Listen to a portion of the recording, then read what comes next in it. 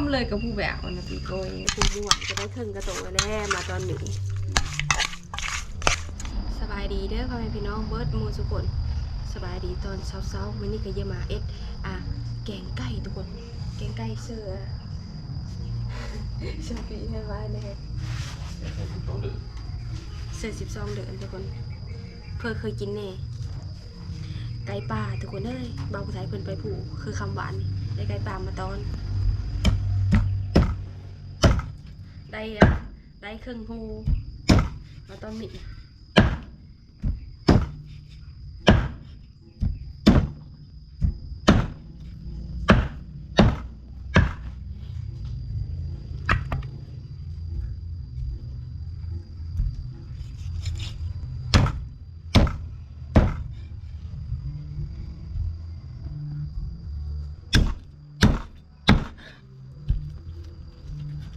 นี่เหมือนเดิมเนาะ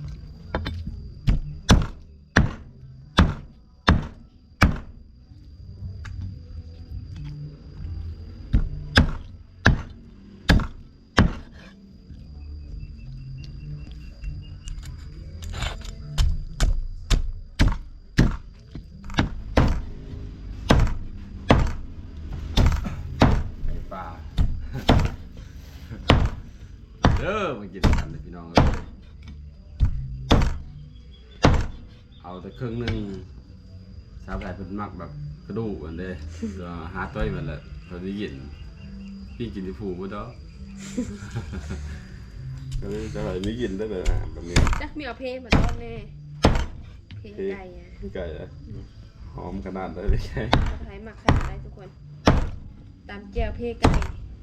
เอาหมาไม่ได้เบิ้ลเนาะ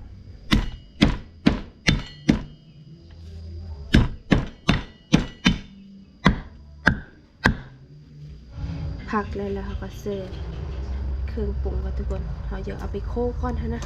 เสิร์ฟคือเป็นหนูไก่บาวผู้ไทยคือราชบ้านได้เป็นไก่บาวผู้ไทยน้อยชีเรื่องนี่ทุกคนเลยกระตาไก่ปลาตลาด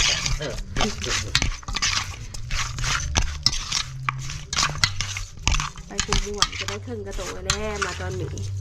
ไปเสิร์ฟเหรอจะเลย สับปูวะตอนบ่ายนี่เป็นอะไรอีกป่ะโดนได้แค่ตามเลยมีแวนกล้วยมีเวนก็อีกตัวแรง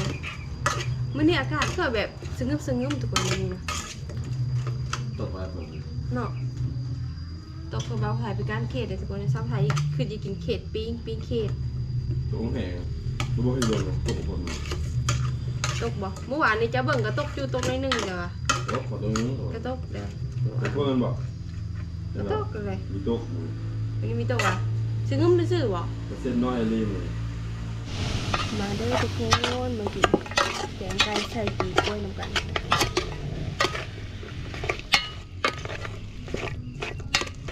ไก่ป่า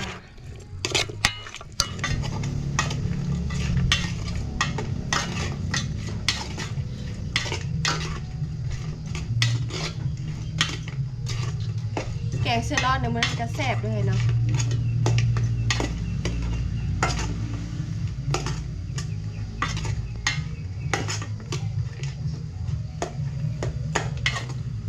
มันพดแล้วค่ะก็ใส่น้ำลงไปต้มมันที่ได้เปิดนิดนึงนะต้มไก่ใส่ปีกล้วยอาหารสุดแซ่บเลยทุกคนประเภทแกงมีขาดผักอันนี้ไม่ได้ทุกคนผักอีตูนะเสิร์ฟแล้วมันหอมผักอันนี้ทุกคนเลยสุดน้ำเฮาโอ้ยโคตรแซ่บเมืองเป็ดชาวไร่กะแกงเผื่อแกงหมันเลยทุกคนแกง5 โตนี่ตั้ง5ทุกคนแต่แกงนี่นะดื้อขนาดแกงนี่นะแกง5 โตนี่ดื้อขนาดแต่แกง10 ปลายโตจากยูเฉยทุกคนแยกย้ายกันเป็ดชาวไร่นะอยู่นี่แกงหนึ่งปีโก้กันทุกคนมันได้อยู่ปีตื่นกันทุกคนแต่ว่าปีจอยมันใกล้สุดเลยนะใส่กับบางไทยแปลว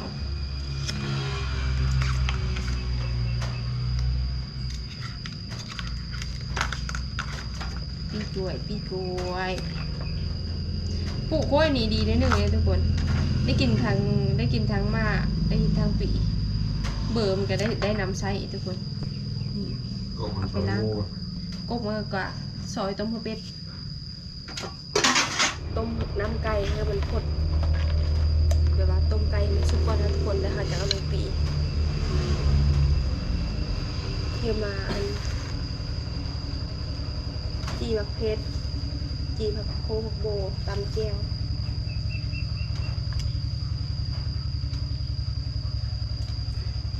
ได้ยินเสียงรถไทยได้ยินเสียงอันแกงไก่สปีนี่คือเห็นอันน้ำดำหนาแล้วก็คือเห็นมาเป็นลูกเพออันลูกเพอยาเมื่อทุกคนไก่อันไก่ปูไปจ้ำอันจ้ำดำหนาค่ะนะโอ้ยว่าได้กินไก่แซ่บๆแล้วคือได้ใจนะทุกคนบัดได้แล้วก็ปูจ้ำไก่มืดเป็นโตหมาค่ะนะ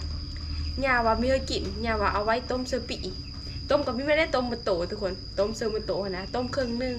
และครึ่งนึงก็เอามือไว้กินเถอะนี่อ้าวก็คือเราได้แบบกินแบบ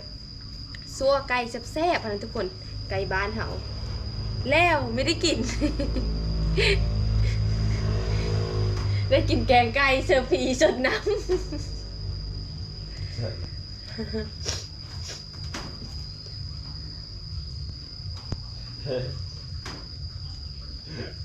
เปิดเคยได้ยินริ้วก่อนเราซักจริงๆเลยบน ฮะ เดินไปตัวห้างเนาะ แม่คอยได้ไหมเลยโอ้ทุกคนหอมบอหอมบ่อย หอม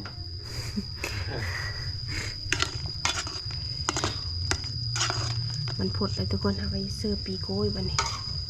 เราต้องแบบทุบๆให้มันแบบนุ่นๆก่อนทุกคนมุนๆก่อนนะแล้วก็จะซอยเสิร์ฟปีโก้ยในการมีคุณประโยชน์หลายอย่างเลยทุกคนเลยคันเฮาเอ็นมันเป็นคุณประโยชน์ให้นะ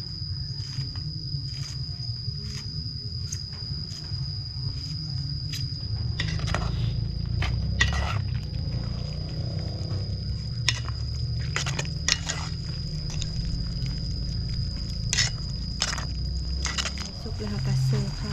รู้หลัก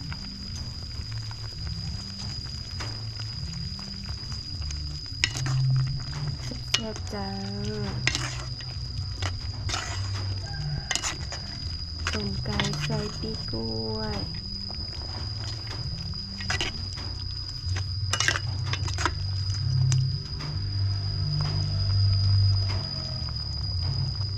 แล้วก็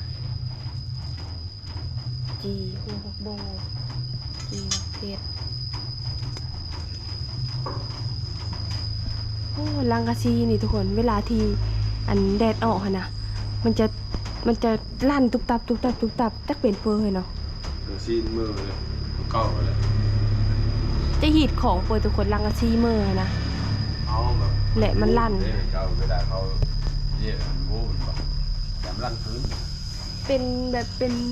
2 ปี3 ปีผู้ใดจะมาจินยาลัน นี่มันเล่เวลาเขาเยี่ยมอะไรมันโว้มันได้แต่ ชิมาตำเจลอะไรได้มั้ยป้าหอมขนาด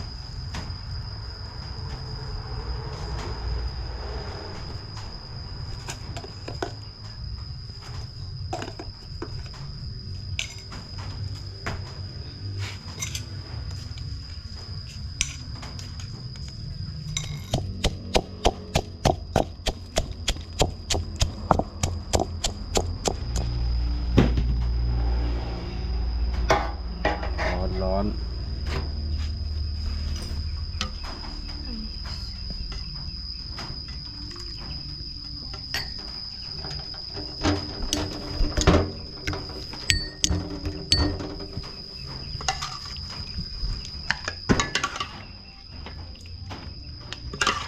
แซ่บๆจ้า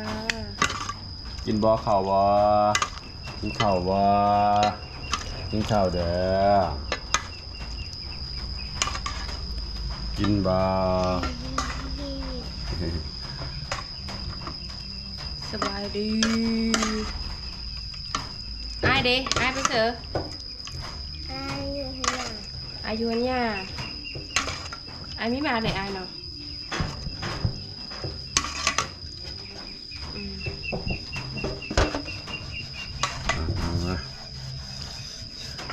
ระบบ เกิดน้ำมันร้อนจึงได้แห้งหมดไป เอาก็โอ้กิบเลยกันเป็นแปลงเด้ มาเด้อทุกคนกินข้าวนำกันเมนูของตอนเช้า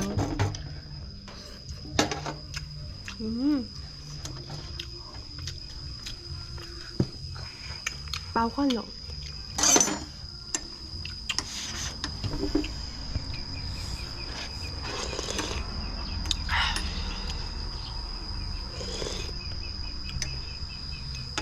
เอาไว้กิน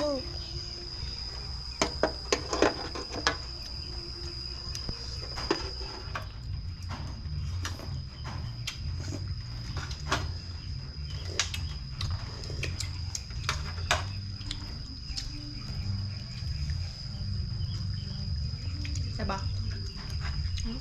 ค่ะ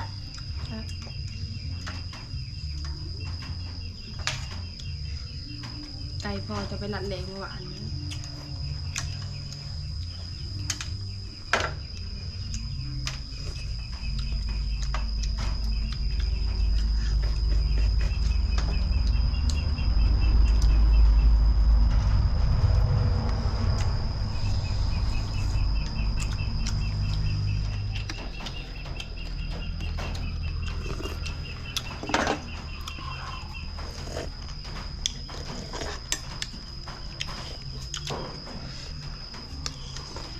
ขอบใจเลยเด้อ